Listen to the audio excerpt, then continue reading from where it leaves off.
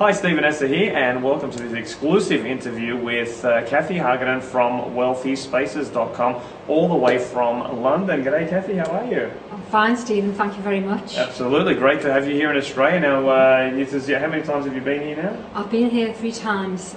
3 times. Yep. Great to grab you. You've just launched the reason we're interviewing Cathi today, she just launched her brand new webinar on the internet, 5 steps for creating wealth in your life thanks to Feng Shui. It's quite an amazing topic. Everyone talks about it, everyone thinks they know a lot about it, and we're hoping to do a little interview with you to, number one, tell you about the webinar. If you haven't seen it already, then register for Cathi's webinar. It's amazing, great content, and many of my subscribers have loved it, and listening to you and your accent and the content as well. Tell us a bit of a background, how you got started in Feng Shui and what led you to become such an expert.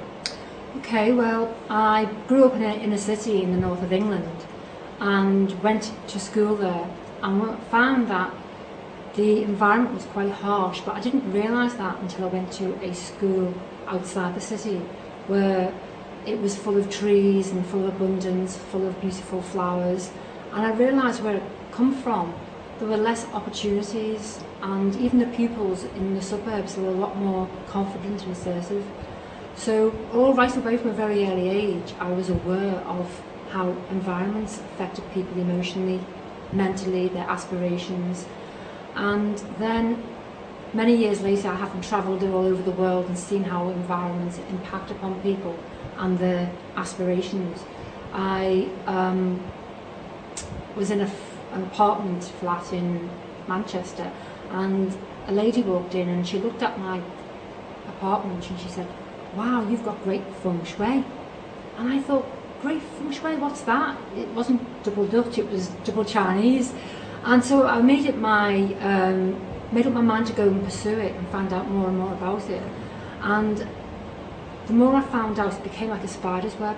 It led me to all many different avenues, like sacred geometry, the design of some of the Islamic buildings and art there, and space clearing, what other cultures, indigenous populations, how they treat their own environments. And it just went on and on and on, and it's endless.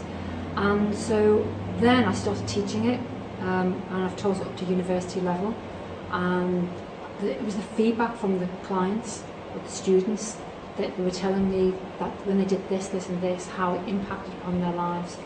And so because I went into the health profession to empower people, I realised that the tool that really empowered people was Feng Shui, because it gave people control over their own lives, and it also made them think, what